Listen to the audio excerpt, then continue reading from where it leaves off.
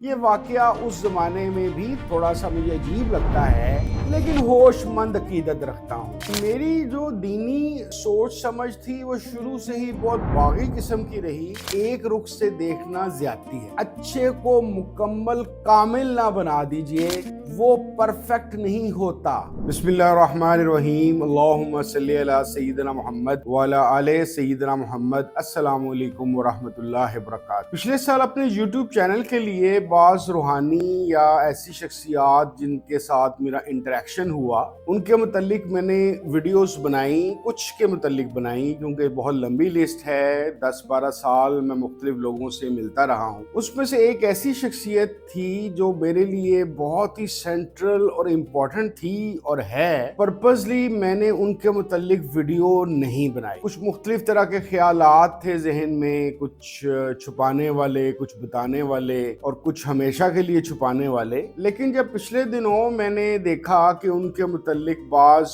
YouTube channel के लोगों ने कुछ ऐसी बातें की कि जिससे मुझे ये खदशा हुआ कि शायद नए लोग जो उनको नहीं जानते उनके मुतल्लिक उनके पास सिर्फ एक तरह का तासुर नहीं चला जाए। मेरा मानना ये है कि किसी भी बड़ी शख्सियत की एक रुख नहीं होता, वो मुख्तलिफ तरह के पहलू लिए होती है और उसको सिर्फ एक रुख से देखना ज्यादती है। मैं बात करना चाह रहा हूँ कुदरतुल्लाह शहाब साहब के मुतल्लिक, जिनका मेरी जिंदगी में एक बहुत ही अहम रोल है, बल्कि सच बताऊं तो एक इंतहाई सेंट्रल रोल है। कहने को तो वो बहुत से लोगों को जिस तरह मालूम है वो एक सीनियर ब्यूरोक्रेट थे। ज्यादा अरसा उनकी शोहरत का और बदनामी का वो है जब वो सदर अयूब के साथ 60s के अंदर एज ए सेक्रेटरी काम कर रहे हैं। लेकिन दूसरा वो तारुफ जो हम 80s के टीनेजर तक उनके मुतल्लिक हमारे पास पहुंचा वो शहाब नामा था, जो 1987 में छपा और मैंने वो 1988 या 89 में पढ़ा, उनके इंतकाल से कुछ ही अरसे बाद। मेरी कुदरतुल्लाह शहाब से बिल मुशाफा मुलाकात नहीं है। उनके मुतल्लिक जो मेरी मालूमात हैं वो इस तरह से ही बनी कि सबसे पहले तो उनकी जो ज़ख़ीम किताब है शहाब नामा वो मैंने पढ़ी, फिर माँ जी और उनके मुख्तलिफ और अफसाने भी पढ़ता गया और उसके बाद मेरे ख्याल के मुताबिक जो बानो कुद्सिया साहिबा का मर्दे अबरेशम है, शायद वो उनकी शख्सियत का एक ख़ास पहलू उजागर करती है। गो के मैं बानो कुद्सिया साहिबा की बहुत रिस्पेक्ट करता हूँ, लेकिन ये समझता हूँ कि वो किताब बहुत अच्छी है, शहाब साहब के मुतल्लिक बहुत ज़्यादा बताती है, लेकिन बहरहाल एक अदीब के तौर पे उसके अंदर एक ख़ास किस्म का गलू और एग्जेजरेशन मौजूद है। मेरा कुदरतुल्लाह शहाब से जिस तरह मैंने बताया कि जो तारुफ है वो शहाब नामा की वजह से हुआ। शहाब नामा को लोग ज़्यादातर दो तरीके से देखते हैं कि एक ब्यूरोक्रेट की ऐसी कहानी जिसके अंदर उसने अपनी ब्यूरोक्रेसी की नौकरी के अंदर जो गलतियां जो कबाहतें की उसको छुपाने की एक कोशिश, यानी कि उस किताब के छपने के बाद ही बहुत तनकीद थी और बहुत ज़्यादा लोगों को ये ख्याल था कि ये कुदरतुल्लाह शहाब ने मरने से पहले अपने गंदे कपड़े धोने की कोशिश की है। दूसरी रो वो थी जो कुदरतुल्लाह शहाब की उस किताब के बाद एक फौज तैयार हुई जिन्होंने सिविल सर्विस का एग्ज़ाम देने की एक ठानी और एक बहुत बड़ी तादाद में, कम से कम मैं क्योंकि लाहौर में रहता था तो यहाँ तो मैं जानता हूँ कि लाहौर के अंदर कायद-ए-आज़म लाइब्रेरी के अंदर अगर 100 बंदे बैठ के CSS की तैयारी उस ज़माने में कर रहे थे या बाद के ज़मानों में, तो उन 100 में से कम 60 लोग वो थे जिनको CSS की तहरीक यानी कि इसको करने की तहरीक शहाब नामा से मिली थी। तीसरी एक और कैटेगरी के लोग थे जो हैं भी, पता नहीं, वैसे अजीब सी बात है कि चाहिए तो ये कि इंसान ने जब किसी से सीखा हो या इंस्पिरेशन ली हो तो उसके मुतल्लिक बात ज़रूर करे। आज जब कुदरतुल्लाह शहाब साहब के मुतल्लिक सिर्फ पहले वाले रुख यानी कि उनके ब्यूरोक्रेसी के हवाले से जो एक इल्ज़ामात हैं उसके मुतल्लिक अगर आप آپ کو چیزیں ملتی ہیں تو وہ لوگ جنہوں نے 80s میں شہاب نامہ پڑھ کے چاہے سول سروس کو جوائن کر کے ان سے فائدہ اٹھایا، چاہے اسپرچویلٹی کی طرف گئے، اچھے گئے غلط گئے، نہ جانے کیوں اس کے متعلق بات نہیں کرتے۔ تو بہرحال میرا تعلق آخری دو کیٹیگریز سے تھا، یعنی کہ ایک کیٹیگری وہ جن کے اندر تمنا پیدا ہوئی سول سروس کا ایگزام دینے کی، اور اس کے علاوہ اس کے اندر جو روحانیت کی مختلف باتیں تھیں اس نے مجھے بہت زیادہ اٹریکٹ کیا۔ نارمل جو روٹین کے لوگ تھے اس کا جو آخری چیپٹر ہے اس کے اندر وظائف ہیں وہی زیادہ مشہور ہوا۔ وہ چیپٹر باقاعدہ علیحدہ سے لوگوں نے چھپوا کے یا فوٹو سٹیٹ کرا کے بانٹے بھی، اور بے شمار لوگوں نے وہ وظائف پڑھے۔ میں نے بھی ان وظائف پہ تباہ آزمائی کی، لیکن اپنی طبیعت اور میرا کوئی مزاج اس قسم کا ہے کہ بدقسمتی سے میں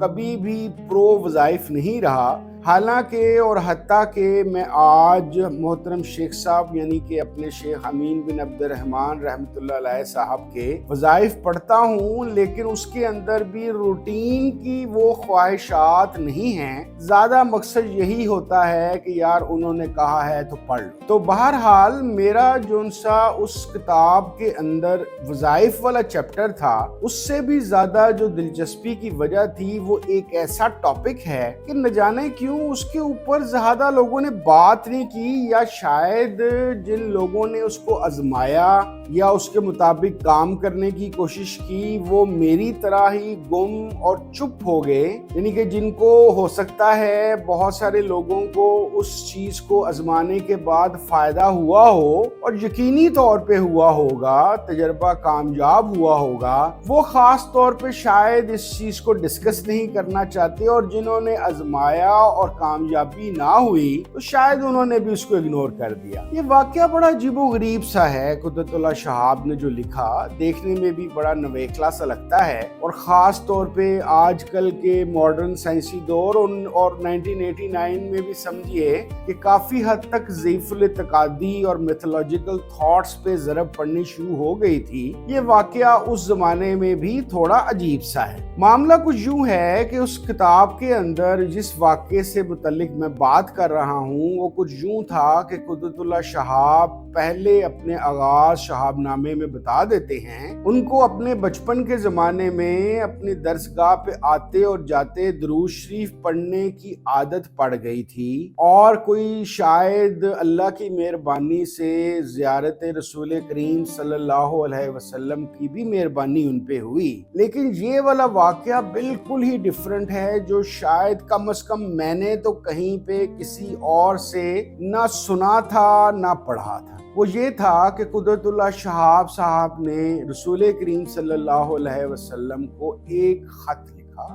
خط کو لب لباب یوں سمجھ لیجئے کہ اس کے اندر ان سے ملاقات، ان کی زیارت، ان کی رہنمائی اور ان سے محبت کا اظہار تھا، اور اس نیت سے لکھا گیا تھا اور اس یقین سے لکھا گیا تھا کہ انہیں اس کا جواب ملے گا۔ اب میری جو دینی سوچ سمجھ تھی وہ شروع سے ہی بہت باغی قسم کی رہی، اور اس کے اندر زیادہ تر ٹریڈیشنل جو لٹریچر ہے ریلیجن کا میں اس کے متعلق بہت زیادہ اپنی آپ کو طے نہ کر سکا، اور آج بھی بہت ساری ایسی چیزیں ہیں کہ جس کے متعلق میرا ایک پوائنٹ آف ویو تھوڑا سا ڈیفرنٹ ہے، لیکن پتہ نہیں کیوں رسول اللہ صلی اللہ علیہ وسلم کے متعلق میرا ایک عجیب وہ پوائنٹ آف ویو بنا کہ جو ایک اس لیے بڑا مشکل اور عجیب ہے کہ ایک بچہ جو ایک وہابی خاندان میں پیدا ہوا جہاں پہ مزارات، روحانیت، رسول اللہ صلی اللہ علیہ وسلم کا موجود ہونا، ان کی ہمارے لیے فکر مند ہونا، ہمارے معاملات کے متعلق جاننا، ہماری رہنمائی کرنا، ہمارے سے اب بھی ویسی ہی محبت کرنا، ایسی ہی ہمارے لیے دعائیں کرنا، اس قسم کے میرے ماحول کے اندر کسی قسم کا کوئی نہ لٹریچر تھا نہ گفتگو تھی، لیکن پتہ نہیں میں کیا اس کے متعلق ایکسپلین کروں، کہیں نہ کہیں میرے ذہن میں ان کی موجودگی زندگی کے متعلق خیالات آتے رہتے تھے۔ شہاب صاحب سے اس واقعے سے پہلے مجھے یاد ہے کہ جب میں 8ویں جماعت میں پڑھتا تھا تو یہی والا خیال جو پتہ نہیں کہاں سے آیا کہ رسول اللہ صلی اللہ علیہ وسلم کے ساتھ انٹریکشن ہو سکتی ہے، یا شاید میں نے کچھ ایسا لٹریچر پڑھا یا ایسے وظائف کے متعلق میں نے پڑھا کہ جن کے ذریعے سے رسول اللہ صلی اللہ علیہ وسلم کی زیارت ہو سکتی ہے۔ تو مجھے یاد ہے کہ 8ویں جماعت کے اندر میں نے وہ وظائف بہت زیادہ پڑھے۔ مجھے ابھی تک یاد ہے کہ اس میں سے ایک وظیفہ جمعے والے دن کوئی 80 دفعہ ایک خاص قسم کا درود شریف تھا۔ میں کئی جمعے وہ بھی پڑھتا رہا، لیکن مجھے ظاہر ہے میرے جیسے بندے کو یہ معاملہ نصیب نہ ہوا۔ لیکن بتانے والی بات یہ تھی کہ شہاب صاحب کا یہ واقعہ جو خط لکھنے والا تھا، اس سے پہلے میرے ذہن میں نہ جانے کیوں یہ چیز موجود تھی۔ شاید اسی لیے میں شہاب صاحب کے اس خط لکھنے والا واقعہ یا ان کی رہنمائی اور ان کی محبت اور ان کی قربت والی بات کو اپنے اندر طے کر گیا۔ بہرحال عجیب بات یہ ہوئی کہ میں نے سوچا کہ یار اگر یہ شہاب صاحب کے ساتھ ہو سکتا ہے، کیونکہ اس کے بعد انہوں نے بتایا کہ جناب میرے خط لکھنے کے بعد ان کی کوئی بھابھی غالباً ہالینڈ میں تھیں یا ناروے میں تھیں، وہ کوئی اللہ لوگ یا کوئی اچھی نیک عورت تھیں، ان کو خواب میں زیارت ہوئی اور ان کو اشارہ دیا گیا کہ تیرے اس طریقے سے تیرے خاوند کے بھائی یعنی کہ قدرت اللہ شاہب نے خط لکھا ہے، اس کو بتا دو گے پہنچ گیا۔ اس طرح کی ایک لمبی چیز تھی، یعنی کہ خط کا لکھنا بھی موجود تھا اس کتاب شہاب نامہ کے اندر اور اس کا رسپانس بھی موجود تھا۔ تو میں نے بھی سوچا کہ یار اگر یہ قدرت اللہ شہاب کے ساتھ ہو سکتا ہے تو میں کیوں نہیں کر سکتا۔ جس طرح میں بتا چکا ہوں کہ 8ویں جماعت میں بھی میں ایسی کوششیں کرتا رہا تھا۔ تو بہرحال میں نے بھی خط لکھا، لیکن میری کیا اوقات تھی، نہ محبت میں نہ عقیدت میں کوئی اخلاص تھا، نہ شاید نیت میں بھی کوئی کلیئرٹی موجود تھی، اور کہیں نہ کہیں کیونکہ تب تک فلسفہ زندگی میں آ چکا تھا تو سکیپٹک تھاٹس بھی تھیں۔ لیکن بہرحال میں شہاب نامے کا نچوڑ یہ سمجھتا ہوں کہ شہاب نامہ نے میرے سے یہ خط لکھوا لیا اور میرے تھوڑا سا جو رخ تھا وہ مزید جو انسا تھا رسول اللہ صلی اللہ علیہ وسلم کی طرف ہونا شروع ہوا۔ لیکن جیسے میں پہلے بھی بہت دفعہ بتا چکا ہوں کہ رسول اللہ صلی اللہ علیہ وسلم کی عظمت، ان کی محبت، ان کے مطابق زندگی گزارنا، ان کی عظمت کے متعلق یہ تمام باتیں مجھے بہرحال 2006 اور اس کے بعد جب میں اپنے شیخ امین بن عبد الرحمن رحمۃ اللہ علیہ کے پاس پہنچا تو وہاں پہ ملنی شروع ہوئی۔ لیکن آج یہ شہاب صاحب کی متعلق بات کرنے کی ایک وجہ تو میں نے آپ کو بتا دی کہ شہاب صاحب ہوں یا کوئی بھی بڑا آدمی ہو، ایون اگر کوئی شیخ یا پیر یا عامل بھی ہوں، تو ایک بات یاد رکھیے کسی بھی انسان کی شخصیت کا ایک رخ نہیں ہوتا، وہ پرفیکٹ نہیں ہوتا، وہ معصوم بن الخطا نہیں ہوتا۔ گو کہ میں تو اختلاف اور جسارت کرتے ہوئے تھوڑا سا مجھے عجیب لگتا ہے کہ ہر مرید اپنے پیر کو بھی معصوم من الخطا سمجھتا ہے۔ میں یہ سمجھتا ہوں جیسے میں اپنے شیخ صاحب سے الحمدللہ شدید عقیدت رکھتا ہوں، لیکن ہوش مند عقیدت رکھتا ہوں۔ کسی بھی اپنے بزرگ کو بالکل معصوم، غلطیوں سے پاک، معصوم من الخطا، فرشتوں جیسا سمجھ لینا میرے خیال کے مطابق مناسب نہیں۔ شہاب صاحب بھی ٹھیک ہے اللہ والے تھے، لیکن وہ ایک بیوروکریٹ بھی تھے، ان کی ایک بیوی تھی، ان کے دوست احباب تھے، ان کا بیٹا تھا۔ تو جس طریقے سے دوسرے انسانوں میں کچھ اچھی اور کچھ کمزوریاں ہوتی ہیں، تو اگر شہاب صاحب میں بھی کمزوریاں تھیں بھی تو کیا ہم ان کی اچھی باتیں، آپ کو کچھ بھی ان کا سمجھ نہ آئے تو کم از کم یہ تو مان لیجئے کہ وہ ایک بہت اچھے رائٹر تھے۔ آپ ان کو صوفی نہ مانیے، آپ ان کو ایک صاف ستھرا بیوروکریٹ نہ مانیے، آپ ان کو چلاک ہوشیار آدمی سمجھیے، لیکن اس بات سے آپ کیسے انکار کر سکتے ہیں کہ جس بندے نے شہاب نامہ کے علاوہ ماں جی جیسا کمال افسانہ لکھا ہو، کم از کم اس کا کریڈٹ ہی اس کو دے دیجئے۔ تو درخواست یہ ہے کہ کسی بھی شخصیت کو، برے کو صرف برا نہ سمجھیے، اچھے کو مکمل کامل نہ بنا دیجئے۔ اللہ تعالیٰ نے انسانوں کے اندر ہر طرح کی خاصیت اور کچھ خرابیاں یہاں بھی رکھی ہیں صرف انبیاء علیہ السلام کی شخصیات، کیونکہ انہوں نے اللہ کا کلام اور اللہ کا پیغام پہنچانا ہوتا ہے۔ یہ درجہ معصومن الخطا کا صرف ان تک رہنے دیجئے، باقی لوگوں کو زبردستی اس پہ نہ لائیے، تاکہ خدا نہ خواستہ اچھا بھلا آدمی بدنام نہ ہو جائے۔ بہت شکریہ۔ السلام علیکم ورحمۃ اللہ وبرکاتہ۔